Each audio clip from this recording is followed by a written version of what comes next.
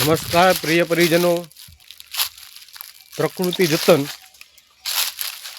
YouTube ચેનલમાં આપ સૌનું ભાવભર્યું સ્વાગત છે।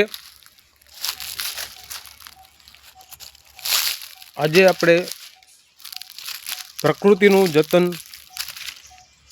શા માટે કરવું જોઈએ તે બાબતે થોડી ટૂંકમાં ચર્ચા કરીશું કે પ્રકૃતિનું જતન શા માટે કરવું જોઈએ। કારણ કે પ્રકૃતિનું જતન એટલા માટે મિત્રો કરવું જોઈએ કે આ પ્રકૃતિ આધારિત આપણું જીવન છે।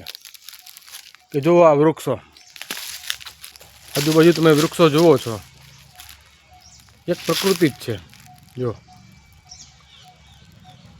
જેને વચ્ચોવચ્ચ આપણું વસવાટ છે, આપણું ભૌગોલિક પરિસ્થિતિ જુઓ, પ્રકૃતિ ઘેરેલી છે। પ્રકૃતિ મીન્સ ભૌગોલિક પરિસ્થિતિ।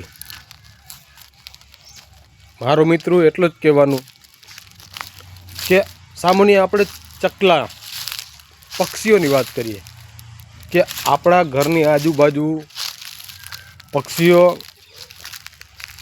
સવારમાં, સાંજે, બપોરના સમયમાં આમ તેમ એ ઉડતા રહેતા હોય છે।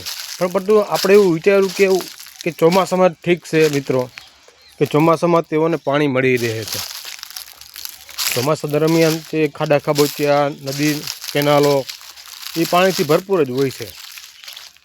પરંતુ શિયાળામાં થોડું ઘણું એ મળતું જ રહે પાણી। પણ જેમ જેમ શિયાળો જતાં ઉનાળો ઋતુ બેસે છે, એટલે કે ગ્રીષ્મ ઋતુ શરૂઆત થઈ છે। આ ગ્રીષ્મ ઋતુની શરૂઆતમાં એ પશુ પક્ષીઓ પોતાનું જીવન ટકાવી રાખવા માટે પાણી, આપણે કહીએ જળિત જીવન, પણ જળિત જીવન છે આપણા એક પૂરતું નથી। આમાં તમામ પશુ પક્ષીઓનો પણ આ જળિત જીવનમાં સમાવેશ કરવો જોઈએ। આપણે જ્યાં પણ વસવાટ કરતા હોય, જ્યાં પણ, અથવા આપણે નોકરી ધંધો કરતા હોય તે જગ્યા પર, વાડીએ હોય અથવા કોઈ રહેણાંક વિસ્તારની આજુબાજુ જો કોઈ આપણે કુંડા પક્ષીઓ માટે રાખી અને સમયસર પાણીથી એને ભરીએ તો એ કુંડાના માધ્યમથી પોતાને પાણી મેળવી શકે છે, પોતાના જીવન ચલાવી શકે છે। હજારો પક્ષીઓ, કે આપણે વાત ન કરીએ કે હજારો પક્ષીઓ અટાણે લુપ્ત થઈ રહી છે, કે જે પક્ષીઓના માધ્યમથી આપણું જીવનચક્ર ચાલે છે। તમે જોવો જ છો મિત્ર કે અત્યારે એવા પક્ષીઓ જાયતીન ભૂતકાળમાં સવારે ઉઠતા જ આપણે કિલોલ કરતા સાંભળતા, બરાબર। અત્યારે આપણે શું કે ટેકનિકલ બેઝ ઉપર મોરલા વાગે છે સવારમાં, ટેકનિકલ બેઝ ઉપર કે તેને અલાર્મ ગોઠવી દો એટલે એ સવારમાં વાગે। પણ જે તે સમયમાં ભૂતકાળમાં આવું નહોતું। તે શરૂઆતમાં જ્યારે આજથી 10 વર્ષ પહેલાં, 12 વર્ષ પહેલાં, 15 વર્ષ પહેલાં એવું હતું કે સવારમાં પક્ષીઓ જેમ કે કૂકડા બોલતા સવારમાં વહેલી સવારે, બરાબર। ત્યારે કોઈ અલાર્મ નહોતા, ત્યારે એ કૂકડાનો સ્વર 5, સાડા 5, 4 વાગે કૂકડા બોલતા, એટલે જે તે સમયે માણસો જાગીને પોતાનું રૂટીન કામ કરતા। અત્યારે એવું નથી, કારણ કે દિન પ્રતિદિન આ ઘટતું જાય છે, કારણ કે પક્ષીઓનો જે વસવાટ છે ને એ લુપ્ત થતો જાય છે। આપણે આપણી બેકાળજીને હિસાબે પક્ષીઓ નાશ થઈ રહ્યા છે। આ પક્ષીઓને બચાવવા માટે આપણે સામાન્ય એક જ કામ અત્યારે કરવાનું છે કે આપણે જ્યારે પણ ફ્રી હોય, સમય હોય, અથવા તો આપણા રહેણાંક વિસ્તારમાં આપણે આજુબાજુ પાણીના કુંડા મૂકીએ। કુંડા કેવા મૂકવા જોઈએ મિત્રો? કુંડા તો એક એવા મૂકવા જોઈએ કે માટીના, જેથી એ પાણી ગરમ ન થાય। પાણીમાં કોઈ પણ રીતે પાણી એમાં ભરીએ તો એ કુંડું ગરમ ન થવું જોઈએ, જેથી કુંડું ગરમ થાય તો પાણી ગરમ થવાનું, એમાં વરાળ બને, જેનાથી પશુ પક્ષી જે પણ તે પાણી ગ્રહણ કરશે તો એના શરીરમાં નુકસાનકાર થાય, બરાબર। એ શરીરને નુકસાન કરશે, માટે આપણે કુંડા એવા ગોતવા જોઈએ કે જેથી પાણીનું એ લોકો ઉપભોગ કરી શકે। ચાલો મિત્રો, તો આપણે મેં 2 કુંડા એ ધોઈને સાફ કરી રાખેલા છે। કુંડાઓને પણ સમયસર સાફ કરવા જોઈએ, જેથી કરીને કુંડામાં જે ફૂગ રહેતી હોય છે એ પક્ષીઓને નડતરરૂપ ન થાય.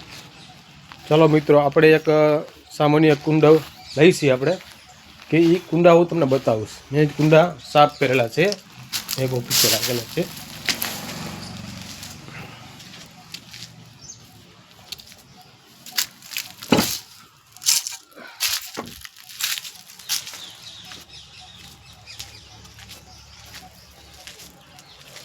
એમાં મિત્રો એક પાણીનું કુંડું છે. આ પાણીના કુંડાને હું એક જગ્યા પર સ્થાપિત કરીશ. જે પર ડે હું આ જગ્યા ઉપર જ રાખું છું. આ કુંડું હું પર ડે અહીંયા જ રાખું, આ જગ્યા ઉપર જ રાખું છું, જેથી કરીને જે રૂટીન પક્ષીઓ હોય છે તે આ જગ્યા પર પાણી માટે આવે છે અને પાણીનું ગ્રહણ કરે છે. હું સમયસર આ કુંડાને ધોઉં છું, સાફ સુથરું રાખું છું, જેથી કરીને કોઈ પક્ષીઓને એ પાણી પીવાથી કોઈ એને હાનિ ન થાય. એમાં મેં 2 થી 3 કુંડા રાખેલા છે. બે માટીના કુંડા છે અને એક છે પ્લાસ્ટિકનું. જે પ્લાસ્ટિકનું એક દાતા તરફથી મળેલ છે. ચાલો મિત્રો, આપણે આ પાણીની ડોલ છે.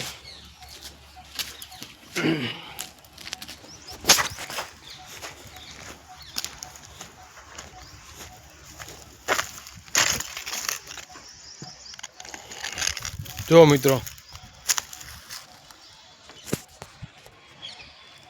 આ કુંડાની બાજુમાં પાણીની ડોલ છે, બરોબર.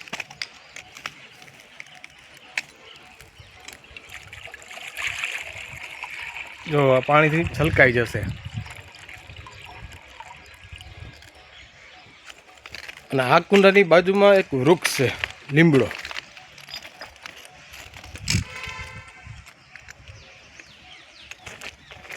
આ વૃક્ષની આજુબાજુ પણ મારે ખાંભળા થોડા કરવાના છે.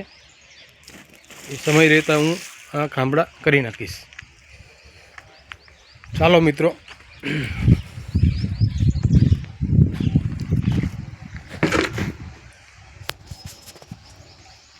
બસ મિત્રો, આપણે આજે આટલી જ ચર્ચા કરીશું. તમે પણ મિત્રો એવું વિચાર કરો કે દિવસ દરમિયાન આપણે કઈ જગ્યા પર પાણીના કુંડા રાખી શકીએ, જેથી આપણી સગવડતા અથવા આપણે અનુકૂળતાએ તે કુંડું સમયસર આપણે ભરી શકીએ, તેને સાફ રાખી શકીએ. અથવા આપણે કદાચ હાજર ન હોય તો આપણા ઘરના સભ્યોને એટલું કહી શકીએ કે ભાઈ મારી ગેરહાજરી હોય અથવા તો હું કંઈ બહાર જગ્યા પર ગયો હોય ત્યારે તમે અથવા ગયો હોય તો આ કુંડાને સમયસર પાણી મળી રહે, જેથી કરી પશુ પક્ષીને પાણી મળી રહે. પક્ષીઓ માટે ખાસ એટલું ધ્યાન રાખવાનું કે કુંડું થોડુંક ઊંચું રાખવું. કુંડું ઊંચું મૂકવાથી કોઈ પ્રાણીઓને હાનિ ન પહોંચાડે.